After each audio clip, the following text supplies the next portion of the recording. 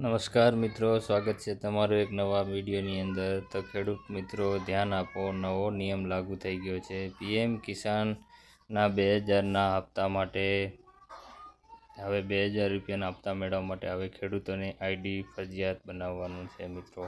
તો વિડીયોની અંદર જોડાયા રહેજો અને વિડીયો પસંદ આવે તો એક લાઇક કરી અને જો ચેનલમાં નવા હો તો ચેનલને સબસ્ક્રાઈબ કરવા વિનંતી છે. શું છે નવી અપડેટ, ચલો વિડીયોની અંદર જોઈએ, આગળ વાત કરી.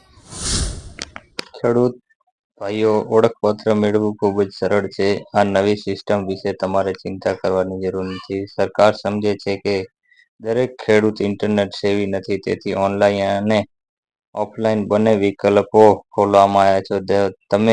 તમને મોબાઈલ ફોનનો ઉપયોગ કેવી રીતે કરવો તે ખબર ન હોય તો તમે એગ્રીસ્ટેક વેબસાઇટની મુલાકાત લઈને ઘરે બેઠા તમારી નોંધણી કરાવી શકો છો. ત્યાં તમારે આધારનો ઉપયોગ કરીને કેવાયસી પૂર્ણ કરવાની અને તમારા ખેતીની માહિતી દાખલ કરવાની જરૂર પડશે.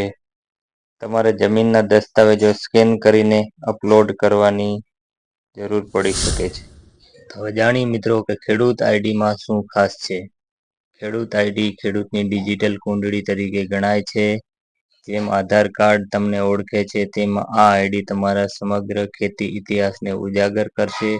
આ અનોખા આઈડી ફક્ત તમારું નામ કે સરનામું જ નહીં, તે તમારી પાસે કેટલી જમીન છે, તમે કેવો પાક ઉગાડો છો, તમે કયા પ્રકારનું ખાતર વાપરો છો અને તમે પશુપાલન પણ કરો છો કે તમે તે પણ રેકોર્ડ કરશે. આનો અર્થ એ છે કે સરકાર ફક્ત એક ક્લિકથી જાણી શકશે કે કયો ખેડૂત શું ઉગાડી રહ્યો છે. આનાથી ખાતર અને બિયારણની અછત અને ભવિષ્યમાં અન્ય સમસ્યાનો સામનો કરવામાં પણ મદદ તમને મળી રહેશે. આગળ વાત કરીએ કે ખેડૂત આઈડી શું છે. હવે ફક્ત તમારા કેવાયસીને અપડેટ કરવું પૂરતું રહેશે નહીં. સરકારે એગ્રીસ્ટેક દ્વારા ખેડૂતોના ડિજિટલ ડેટાબેઝ બનાવવાનું નક્કી કર્યું છે. આનો અર્થ એ છે કે જો તમારી પાસે ખેડૂત આઈડી નથી તો સિસ્ટમ તમને આગામી હપ્તાની યાદીમાંથી બાકાત પણ રાખી શકે છે મિત્રો. સરકારનો સ્પષ્ટ ઉદ્દેશ્ય મધ્યસ્થીઓને દૂર કરવાનો છે અને ખાતરી કરવાનો છે કે જે લોકો ખરેખર ખેતરોમાં કામ કરી રહ્યા છે તેમને જ 2000નો હપ્તો મળે છે કે એ જગ્યાએ કોઈ બીજો પણ લઈ શકે છે.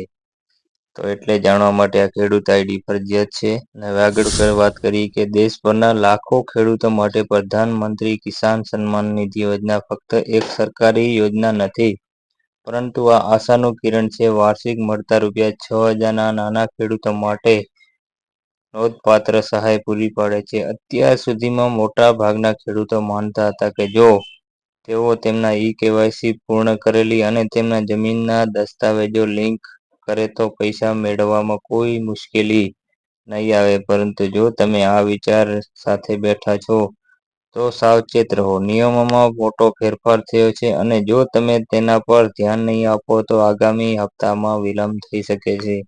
મીડિયા